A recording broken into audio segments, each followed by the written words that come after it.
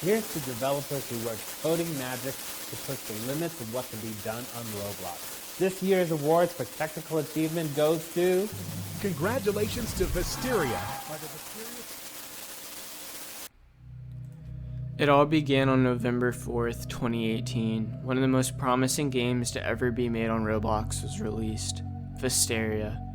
At first it seemed the game had a lot of effort, time, and care put into it by the developers, and it only grew in size because of that. So why now in March 2022 has the game reached its lowest low, to the point it can't even average as many players it did when it was in beta? There were many points in Vesteria's history where I believe the game is dying. However, now, on 3/22/2022, I officially called it. Vesteria is dead, and it's never coming back. So how did a game with so much potential go from being possibly the best game on Roblox to being the biggest disappointment Roblox has ever seen? And I mean ever. To better understand why this game died and how it fell from grace so tragically, I'm first going to go over the rise of Vesteria and why it initially did work. The game was first released in alpha on November 4th, 2018, and it made a great impression with these first players. Because of its amazing map making and good gameplay, the first players could tell there was a lot of effort being given to this game. This made Vesteria stand out to most Roblox games. It's not a low quality cash grab like most games on Roblox, but instead something that was worth coming back to and investing time in. And just coming from me personally, I used to love Vesteria. It was so different from most games. You really felt immersed in your own little world. There was so much stuff to do and find out about the game, and I met some amazing people playing the game. Not only that, but the maps and overall look of the game is amazing. It's this appreciation for good map making that led me to find the Wild West and to make content over there. Vesteria was first built upon the idea that the game was not finished and therefore needed regular content updates. During these earlier days, Vesteria had many frequent quality content updates, and not like the updates that we have now, which are basically just them recycling old models and content and doing useless revamps. These updates were actual content updates, which added new stuff into the game. The difference between these updates and the updates we have now is that those ones back then took time and care and expanded upon the game in a meaningful way, which made the game more fun as a result. By the time beta was ready to come out, the game had already been built on so much, with new areas to visit and bosses to fight. Basically, the game had started to find its niche and direction. At the same time, they were building up this cult-like fan base and attracting many more eyes, like a large YouTuber named Think Noodles. RPGs are hard to make, there's a lot of infrastructure. Okay, it's an RPG. Cool, didn't know that, but this means there isn't as much content yet as we'd like. Oh buddy, you don't know the half of it. The devs followed their previous success with updates with adding even more stuff in beta, like dungeons, new mobs, and items. This Spider Queen dungeon was very popular and was very well made. This video is not a review of Vesteria's history, and I don't want to go over the history of Vesteria, but to summarize all of what I said and the reason of why I said it, the game worked because of these constant, thoughtful content updates that were being pushed into the game. They were giving the fans a reason to continuously come back. The game is not complete, and therefore in order to keep players, they had to keep pushing out updates, and they still have to. The game devs were also very good at listening to their players, which built a very strong community and felt like the players were being listened to. Vesteria even won an award for being the most community-driven game. It's funny now because I can't think of a game that's less community-driven than Vesteria. But you're probably asking, Dream, what stopped Vesteria's growth? If it was doing so well, why did it not continue to do well? Well, this leads us to introduce a key figure in Vesteria's death. Yes, it is finally time to talk about Bereza, and what can I say about him? Besides, his relationship to Vesteria is awful. They do not mix well at all. Bereza mixes with Vesteria as well as a toaster mixes with your average bathtub full of water. He might be a good developer amongst, I don't know, like 5-year-olds, but he's a horrible decision maker and an absolute tyrant when it comes to taking feedback on literally anything. It doesn't help that a lot of his decisions too seem to be made like in the moment without any consideration of long-term effects whatsoever. It first started back in 2019. Vesteria was still doing really well. It was in beta and its numbers were never higher. It usually averaged around 800 to 2K players a day. And then one day, Bereza decided without thinking it over to make a single announcement that would change the game forever. He announced permadeath. So he's an idiot.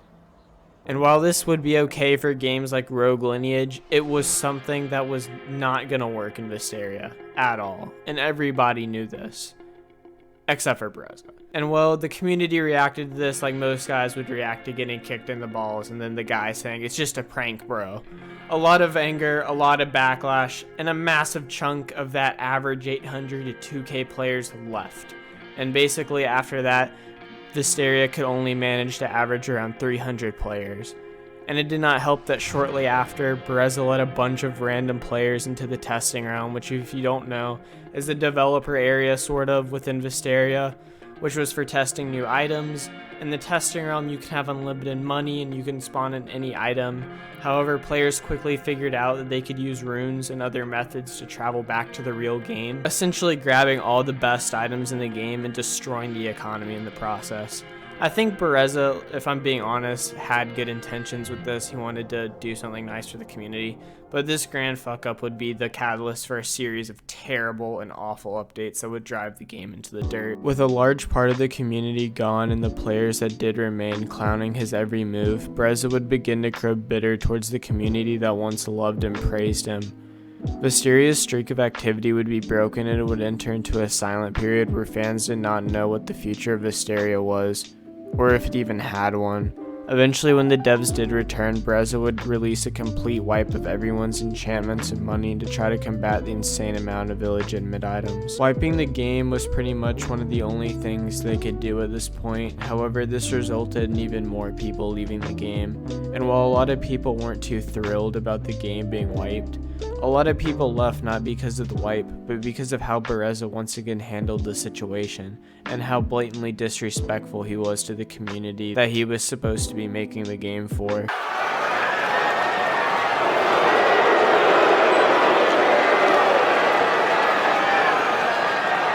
It was very clear that Bereza had learned nothing from his past mess up, and once again he would ask the players for what they wanted only to do the exact opposite.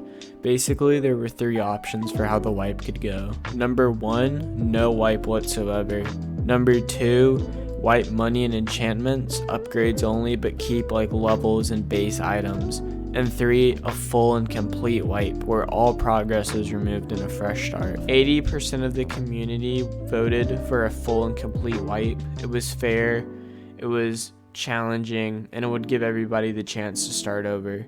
The least popular option was the enchantment wipe, and Bereza would choose to do the enchantment wipe, once again ignoring the community that was supposed to be backing him. So within the span of a couple months, Vesteria had gone from a game that was universally loved with a cult-like fan base to being nearly dead. But the irritating thing about all of this, and the irritating thing that still plagues me to this day, that I'm still slowly getting over, is that the game still had the possibility of being saved. It still was redeemable and it still had potential.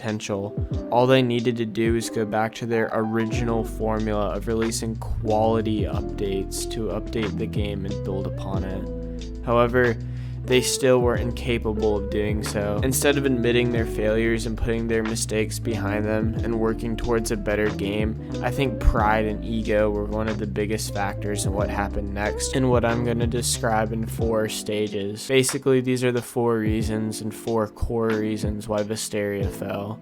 And the first reason, of course, is despite the game still having potential to come back, the constant amount of reworks and silly updates hurt the game for players who decided to stick around after the permadeath and testing realm incident. Players would wait for new things to be added into the game, and whenever they were pinged in the Discord channel, we were immediately met with stupid reworks of pre-existing areas.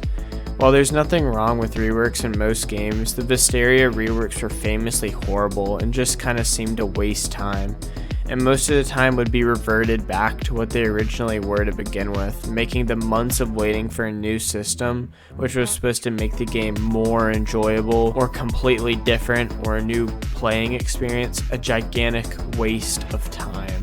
Like re-adding stamina only to unadd it and then change how it worked every other week. I cannot tell you how many times stamina was changed throughout the 3 years that we've had without any content updates, or constantly reworking weapon upgrade mechanics, which constantly made people mad because they did not know if their sexy gold tier that they took months to get would suddenly be gone in a day, because the devs just thought it would be funny. Or reworking curse scrolls again and again and again, adding and unadding variants to cursing and weapons. Once again, reworking pre-existing things in the game is not bad, but substituting reworks for actual content updates is a surefire way to lose even more players, and Vesteria already didn't have players to lose. And it did not help that it felt like the devs were shitting on their own fan base by hyping up these reworks and these game changes, only to revert it back to their original systems months later after hyping it up, and the cycle would just continue and continue. And I have not even mentioned that Mushtown has been reworked 7 times. Yes, they have not had time to put in any notable new content for 2 years, but they have had enough time to change the way Mushtown has looked 7 times.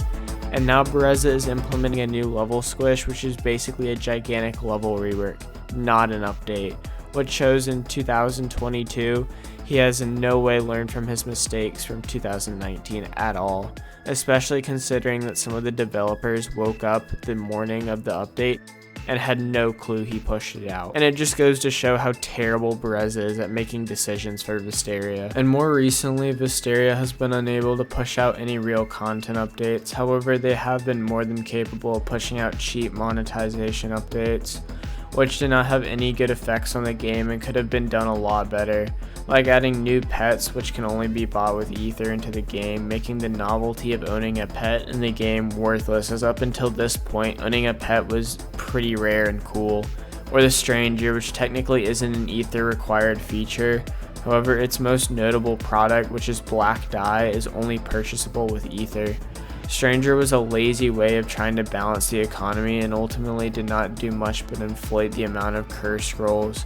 And finally, Vesteria hit a new low when releasing a Catgirl update, which I'm really sad to say is exactly what it sounds like. Yes, an official game on Roblox released a feature where you can dress yourself up in hentai cosplay. I don't even know what to say at this point. It's just sad to think that this could have been the best game on Roblox. The other thing too, Bereza's been trying to cover up the fact that the team isn't doing anything in terms of updates, as he's constantly doing these stupid world events where he's quite literally giving away free stuff so that he does not have to add a dungeon or anything for players to get these items legitimately. Vesteria's progress was heavily stalled by the constant amount of developer drama happening in the background. What's the best way for me to describe Bereza and his fellow developers' relationship? Well, think of Bereza like Alinity and think of the other devs like her cats. Yeah, that's pretty accurate. You see, Bereza does not like being disagreed with or questioned at all, and it was very apparent that oftentimes his fellow developers did not agree with his silly choices. It all began when Bereza decided to bring a new face to the dev team, and this man's name was David II. Basically, after Bereza made most of the players leave because of his gigantic wipe, he continued to add stupid updates and reworks no one asked for into the game, and the community hated it. However, the community generally really liked David II. He was actually bringing stuff into the game and not getting distracted by pointless reworks. The community would praise David II, and seemingly Bereza would start to grow jealous towards David II, and periodically shit on him for whatever he was working on or talking about at the time. This was just speculation by me, however it was really apparent that something was happening because whenever David said something in chat, Bereza would also follow it with a snarky remark. Still, David would never say anything, and I think this was just because he was a good person and he never came publicly at Bereza. I don't think I have to explain why a team member who's actively trying to stop others on their team from doing work is unproductive, but yes, it was pretty bad. David II would continue to do great things for the game and be loved by the community until developer drama would start up again on April 23rd, 2020, when Bereza would fire David II and put SK3, the map maker, on a 2-week suspension for unknown reasons. After this, he would shut down Vesteria for months, killing even more of the player base. After Vesteria reopened in August 2020, Bereza would promise to bring Vesteria back to its former glory, only to immediately give up and announce he was leaving a couple weeks later. So a mix of new and old developers would come in and start working on this nearly dead game that was abandoned. These developers would include Rocky, Imagination Burst, SK3, Kenzai666, and David II. These guys would do great work on the game and openly acknowledge the mistakes Vesteria had made before it, and instead working to improve the game and add new stuff into it, instead of wasting time doing pointless reworks. One developer in particular, Imagination Burst, was very active at this time and would be getting very popular in the community. However, Bereza would return after seeing that they had built the game up to almost 1.2k players, and would come back to start adding his stupid updates and stalling progress once again. Imagination Burst would disagree with a lot of what Bereza was doing, as anyone would, given how much time he had put into the game along with the rest of the team, fixing all the messes that Bereza had made for them. However, Bereza owns Vesteria, and as all dictators do, he silenced Imagination Burst by banning him, once again showing that Bereza cannot take criticism. However, ironically enough, this would be a gigantic shot in the foot, as Imagination Burst was crucial for animating everything in the game. Without him, Bereza had to reuse old animations and even tried animating himself. However, it was so horrible that he gave up almost immediately. Bereza would repeatedly beg Imagination Burst to return, probably hurting his ego.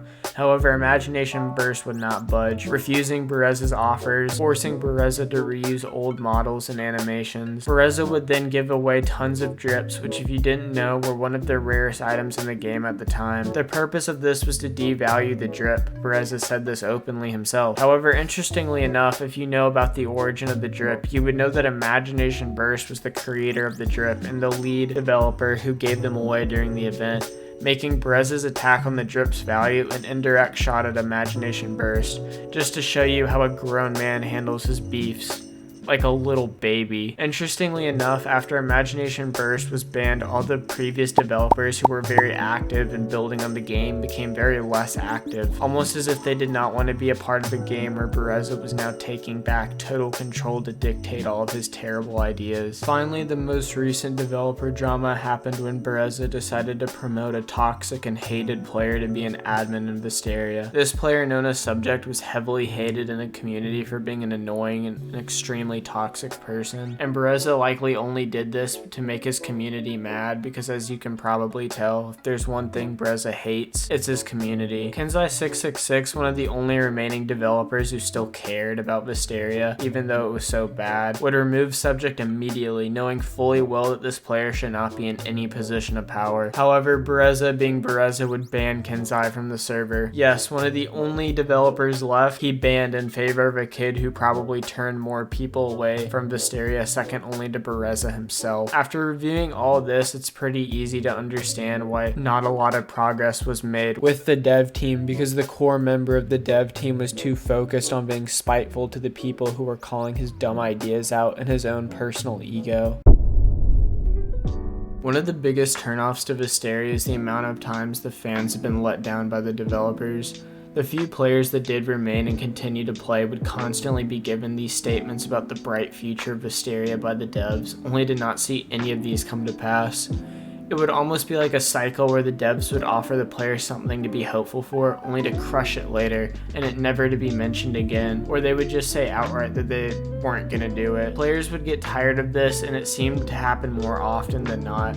And as it should, for something that was unintentional, quote unquote. The problem with constantly promising your fans only to not deliver is eventually it makes your players lose faith in the game and you. And when you do eventually have something to add to the game, not as many players will come, because they're just gonna assume that you're lying again. As we saw with the Pit update, it wasn't nearly as played as the Dunes update just because it had so many unfaithful updates that were promised in between those two. One of the most recent examples of this though is when the devs gave us a roadmap at the end of 2021 detailing multiple months of new content and new things for the players to expect, only to not release any of these, and it has been 7 months since then. This one example pretty much summarizes this entire section, because for me to detail every time the devs have promised something only to not deliver and ghost their fans would take months, if not a year, to list all of them. Really, this is one of the biggest problems of the game, and it's really sad that it has to be this way. Ultimately, my last point for why Vesteria died is because the man who was supposed to mold and lead Vesteria into the future hasn't wanted to for a very long time. Bereza is still bitter about how his ideas were perceived 4 years ago and will not move on. He has been bitter about other developers being praised for their ideas, and he has been bitter about not being able to come up with a good idea himself, let alone an update, in over 4 years. So instead of biting his pride, he has decided to do everything in his power to make sure the game dies by continuously trying to subvert our expectations with game-changing reworks, only to end up failing because he's too stubborn to do what he knows he should have done from the start, and that's listen to his community. A team is only as strong as its weakest member, and sadly this team's weakest member also happens to be the one with the most say on the team. Vesteria was once a game with a lot of potential, however it's been 4 years going on 5, and it has only been a good game for 1 of those years. Its potential was wasted a long time ago, and I do not see it coming back anytime soon.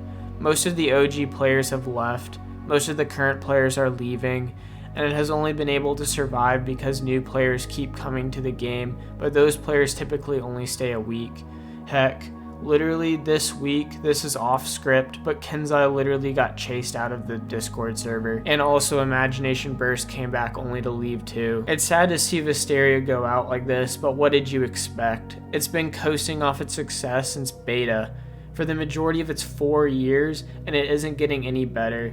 This is the part of the video where I guess I tell you how sad I am about Vesteria dying, but I'm not. Let's be honest, I'm happy Vesteria is dying, and deep down, I know a lot of ex-players are as well, because Bereza is getting everything he deserves. I'm happy you can see it in the falling player base. I'm happy Bereza can see that consistently shitting on his fan base has resulted in the loss of Vesteria's player account, to the point it can't even reach its beta numbers. I'm happy that being an asshole tyrant to your fellow developers has finally resulted in a lot of them leaving. And I'm happy that most of your community told you your ideas were horrible, because they are.